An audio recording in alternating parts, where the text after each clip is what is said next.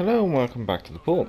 I'm the Gallic Major and this is a review of the French Tier 3 tech tree destroyer Bourrasque, available as early access in French crates, but also will be researchable in the next patch. Bourrasque is the lead ship of her class, consisting of 12 destroyers, and these were in service from 1926 till 1950. The class is named after different types of wind, be mature. Bourrasque, also translated as snowstorm, was launched in August 1925 and was sunk in May 1940 during the evacuations of Allied forces from Dunkirk. Now this is a game of Capture the Base on Archipelago, Tier 3 and 4 game, Clemson, T-22, Kuma, Phoenix, Kirov, Königsberg, Omaha and Ishiswichi. So, a very cruiser heavy game. I didn't intend to come down into this centre bit, but I appear to have. Oh well. So, in comparison to the other tech tree Tier 3 destroyers, Bourrasque, her survivability, she has the highest HP. However, she does have thin armour. She has the thinnest of her low armour, and she has below average high armour. So, not a lot of armoured plating protecting your critical modules like your engine and rudder and things like that. Artillery wise, we have 4 5-inch guns in 4 single mounts. This is A turret and B turret super firing at the front, and then we have X turret and Y turret, with X turret being super firing at the rear. Now these have an average range for the tier, an average reload time and an average traverse speed as well. The shells do have the highest HE and AP damage, as well as having the highest fire chance for the tier. So what this means at the end of the day is that you have an average HE and AP DPM, and you have an average amount of fires per minute. Moving on to some torpedoes. We have 2x3 centre mounted torpedoes, so we have 2 triple launchers mounted along the centre mount, so that means we can have a broadside of 6 torpedoes. These have the slowest torpedo reload time per tube and per launcher, so they are quite slow to reload, unfortunately, so you're not going to be getting many of them downrange in a game. However, you do have the 3rd highest torpedo damage for the tier.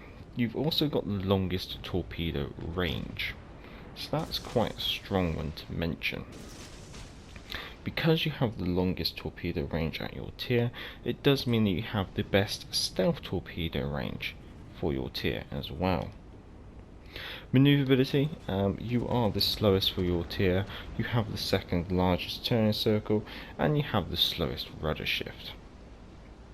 Concealment wise, you are pretty much smack bang in the middle with the average detectability by sea range. Consumables wise, we have 2 French engine boosts. The reason why I'm calling them French is because they do give you slightly more than the normal engine boost that most other nations have. The engine boost will grant you plus 20% engine speed for 120 seconds, and then it has a 180-second reload. So this means it will take your base speed from 33 knots to 39.6 knots, excluding booster flags, commander traits and inspirations.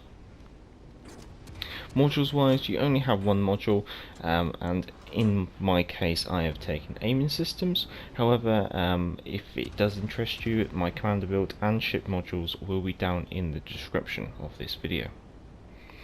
And now that we've gone through the review, we can just see where this game goes. So at the start I managed to get 2 torpedoes on the only battleship on the enemy team. I am quite concerned that there is a very high distribution of cruisers in this game, I should say. The best I can really do is almost just keep them on their toes, is the best way to put it. So that's why I feel that maybe widespread is going to be better. I'm just going to use my engine boost just to make sure I don't get detected by the Kuma, who has decided to turn in. While we're doing that, we might as well have another sip of rum.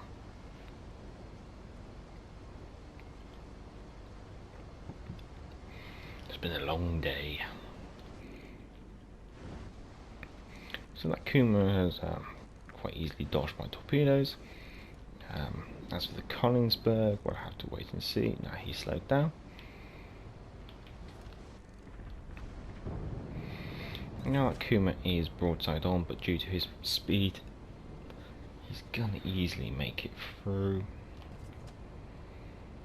Collinsburg.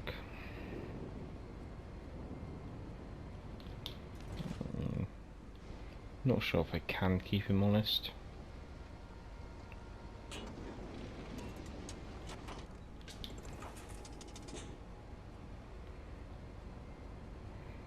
I might do a widespread and then go for the charge of the light brigade and see if we can cause him a bit of distraction, I guess you could say. It's not going to take too many torpedoes to actually cause the damage.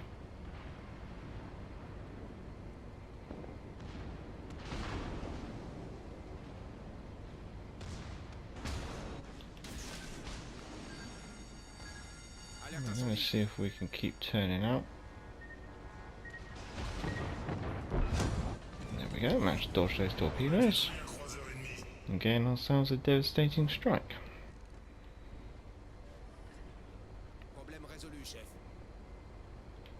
So our team is massively outnumbered. Most people have died already. It's one of the joys of playing tier 3.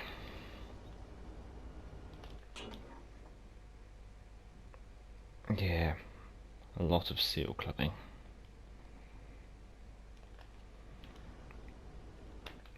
What's the Kuma? Kuma's an experienced player.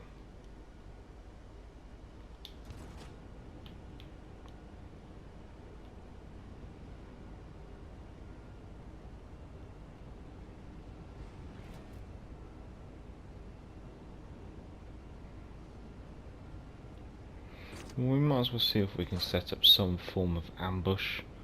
So I'll do one launcher now and then I'll turn. Kuma's got an exposed citadel, so I might have a decent chance of being able to actually penetrate it.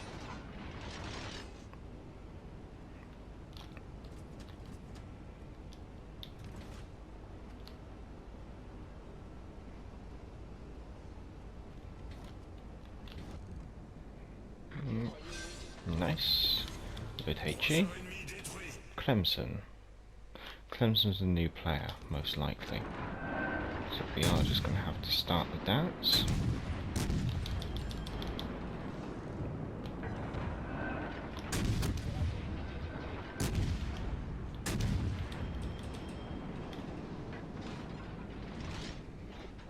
Switchy. New player. So the only experienced player now left on their team is the T-22.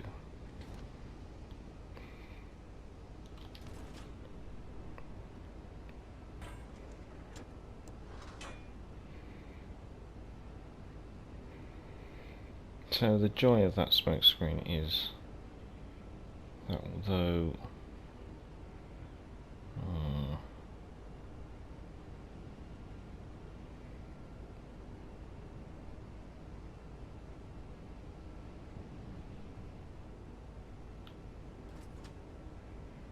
there's the Phoenix.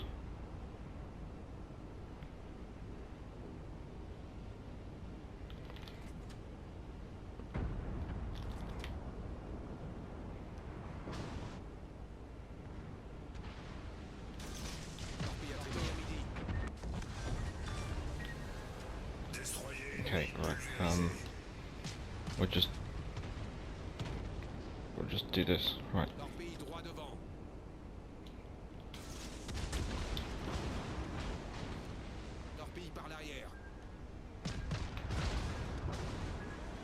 Dodge those torpedoes. More torpedoes. Ah, they've got another cruiser. I got the battleship there. Oof.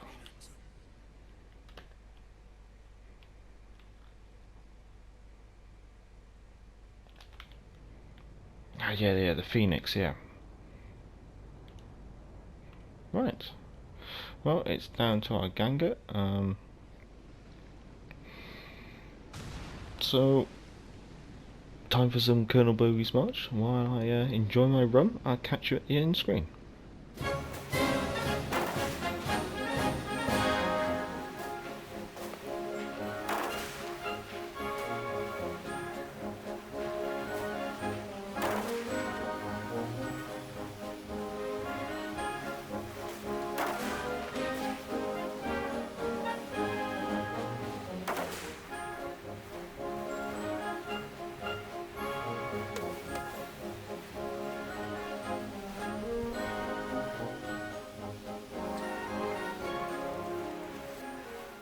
Oh well, a defeat. However, 4 kills and 77,000 damage. Most of that from the torpedoes, of which there were 11 hits and 8 floodings. Position on the team came first. Yeah, to be expected with that amount of damage. And then economy-wise, Muesli didn't do too badly as well. Still made quite a pretty penny after all of that. But yeah, our team. Matt Clemson did the right thing to decline the combat at the end of the game to obviously pull off the victory. It was quite interesting watching that last bit, but that is definitely going to be at 8 speed if you, well, you're only going to know it is. Well, if you enjoyed the video, give it a thumbs up. If you like this kind of content, feel free to subscribe, and if you aren't already subscribed, then thank you very much, guys. It's Friday, well, it should be Friday, depending where you are in the world. So it does mean that later today should be, fingers crossed, a live stream, as per always. So, yeah, I'll catch you then. Until next time, I'm the guy from Major, and back to the port.